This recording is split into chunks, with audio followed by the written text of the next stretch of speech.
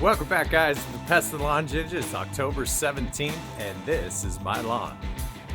Now, for those of you who are new to my channel, or at least new to this series, This Is My Lawn series is designed so you guys can see how I take my own lawn from point A to point Z.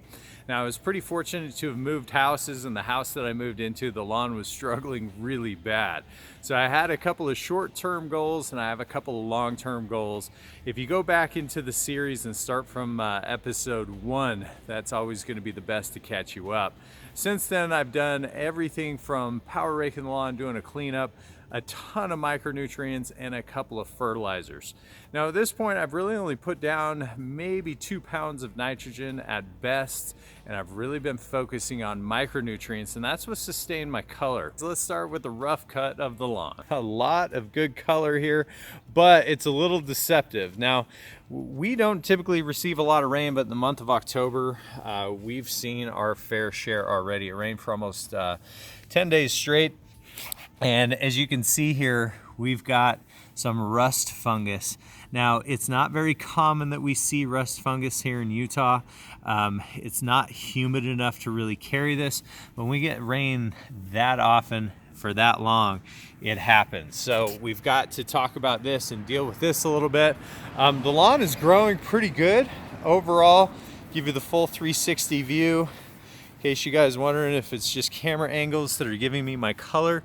As you can see, real rich. Now, I have a real funky line here of where the color starts to dissipate and to go away right here. And this has been the area where I've been dealing with shallow roots. Now, our nighttime temperatures have been dipping into the low 30s and upper 20s lately. And it's funny too, because you can see where I've got the shallow root problems. It's trying to figure out if the grass should go dormant or not. So we're also going to have to deal with that as well. But overall, guys, I'm pretty happy with what's gone on and the progress that I'm making in the lawn. All right, lawn ninjas, we got a couple of things on our checklist today. Number one, we want to be checking soil temperature. This is really important because we want to see if the grass is growing upward, downward, or both, and that's going to dictate kind of our micro and macronutrients that we're going to be putting down.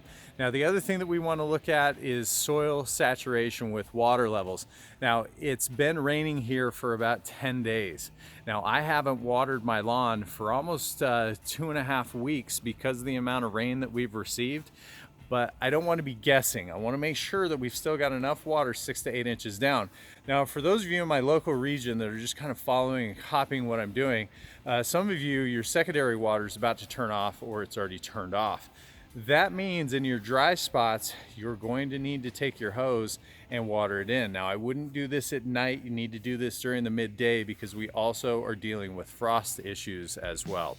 But let's go on, let's check the soil saturation levels, let's check the ground temperatures, and then we'll move from there.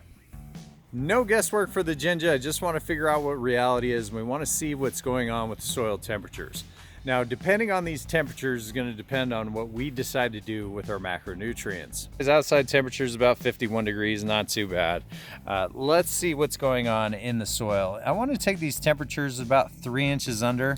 Now, as of right now, our nighttime temperatures have been fairly low, and hitting about 27 degrees, and you can see the soil temperatures are a solid 51 degrees. Man, Mother Nature, she's an interesting beast. I mean, 2 nights ago it was 27 degrees. We had a huge frost come through. Right now the daytime temperatures hovering around 50 to 55 degrees, and the ground temperatures are still 51 to 52 degrees and holding steady. If you check out my previous video I did on the Tenacity lawn challenge, it was cold then as well, and we still held at 52 degrees. So I have a feeling that these ground temperatures, they're not going to be moving much. And with that in mind, it's important to understand with these cooler temperatures, the topical growth of the grass is going to start slowing down. It's not going to stop at 50 degrees. I find that until the ground temperatures get below 40, the grass really isn't dormant per se. We're also going to get roots that are shooting down.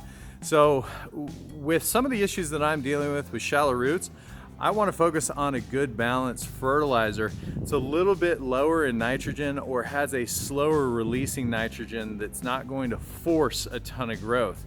Now, if I think about this logically, if the plant, because of the temperatures, is slowing down, I really don't want to change that. It's trying to do its thing, meaning it's trying to push energy towards the roots.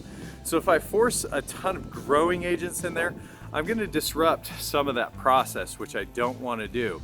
Now, another thing that I want to be careful of is I don't want to mow too short too quickly. I definitely want to step down my lawn from that 3.5 inches, and eventually I want to get to 2 inches, but I don't want to cut more than 1/3 of the plant. Me personally, I don't like to cut more than 1/4 inch of Kentucky bluegrass at a time because I find that it shocks the plant. And Kentucky bluegrass, she's just a little temperamental, if you know what I mean, if you've ever done it before. Now, for the most part, I use my AMS soil probe to check water density in the soil, and you can see my average plug is about 5 inches. I want to see water going down 6 to 8 inches because that's what the roots are going to chase. This plug pack right here is in my further south end, which has the best growth. This is my medium growth in the lawn, and this is where the lawn is stunting. The difference, and part of what I like the AMS soil probe is to check soil density. And this has a really nice feeling to it. And as we get everything, all the dirt away, you start to see the roots, and look how hardy those roots are. That's going to be attributed to a lot of the zinc, a lot of the manganese and molybdenum in the micronutrients that I get, but a lot of good healthy watering. I'm not watering daily. I'm watering 2 to 3 times a week, and I'm going to break that down to once a week now. Now in my midsection, this is where I had roots. I mean, these things are monsters, and they go down pretty far, which is nice. But you can see how hardy it is. And then once we get over to the slow growing area, and this one was the worst, you could just see the soil, it's compacted, it's not the same. The clay hasn't broken down yet. It could definitely use some additional humic. Want to see the roots, but I mean, look, the root on that is just huge. It's thick. And again, this is what we want to see, but you can see there's not a density of roots that's occurring. I got one big one and really nothing else occurring. So I know I've got some issues with shallow roots still. You can see in the medium grower, I have a lot of roots hanging on, not just one big saturated root. And I really want to see more roots going down. Now it appears that my suspicions are correct. It looks like the shallow roots are causing a lot of the lawn that's looking tired to go to sleep, to go to dormant a little early. And that's because the roots are sitting on the top layer, and the very top layer is going to be much cooler because of the morning frost. So I want to take a quick look, just see how long my grass really is, to see how much I should be taking off at the top. Got my measuring tape here, and I'm right at about 3 inches in a couple of these places on average. Some of the stems are a little bit longer, but most of them are sitting at about 3 inches. So with the 1/3 rule, I mean, technically I could take it down to 2 inches, but I'm gonna focus at 2.5 today. I really don't want to scalp the lawn. It causes a lot of problems. Now to measure the blade height, I found it's easiest just to use a simple stick and a measuring tape. I just opened the chute here real quick, and what I'm going to do is I'm just going to put the stick at ground level, get it up to the blade height, mark it with my finger. Now I'm going to take the measuring tape and just go from my finger edge to the end of the stick. Now I'm still at 3 inches, so I'm going to go ahead and lower it one more notch. Can you smell what the ginger's cutting?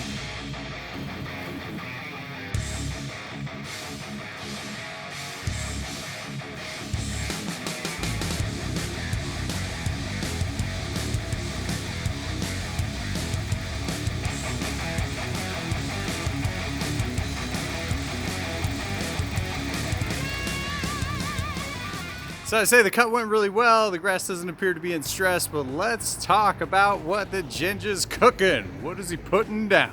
Now our early fall goals are going to be root development, and we want to provide enough nutrients for the grass to continue to grow, but we don't want to force a lot of growth. So I chose a slow release fertilizer. It's a Super 12, commonly for flower beds. The reason why I chose this is because the urea is going to be a little bit slow. I am going to get some pH balance with the ammonium sulfate, but we're only at 12% instead of a 20 or a 39%, so it's not going to be too bad. Now, for the nutrition for my plants, I'm going to be using the Max Pack.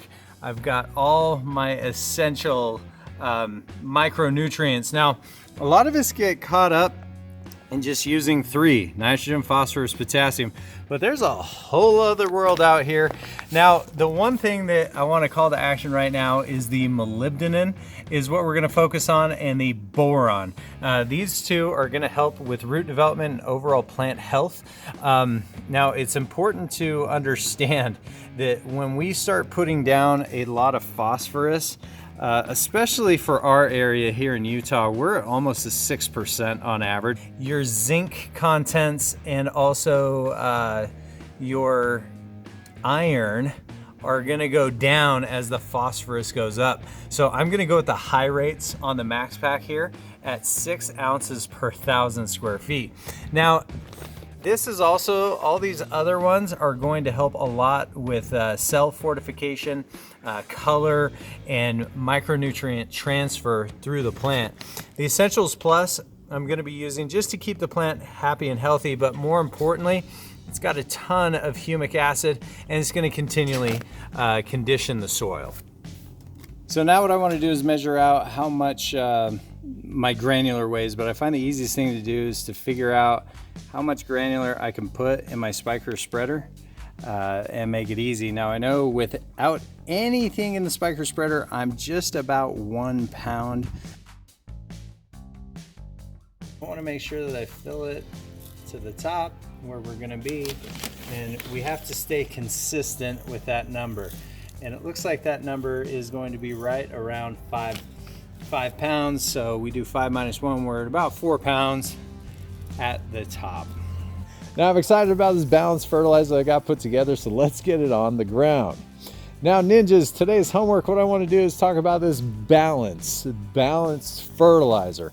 If you have too much nitrogen, phosphorus, potassium, it could potentially take away from some of the other natural micronutrients that are in your soil. I'm going to list these micronutrients in the description of the video. I want you to look at a couple of them, and I want you to study about 1 or 2 of them. I want you to figure out the interaction they have with the soil and how they can potentially benefit your own lawn. Then I want you to post a comment about the material that you studied, how it interacts with the soil, and how you can better use it on your own lawn. That about wraps it up, guys. If you guys have any questions, comments, concerns, hit me up in the comments. I'd love to hear from you guys.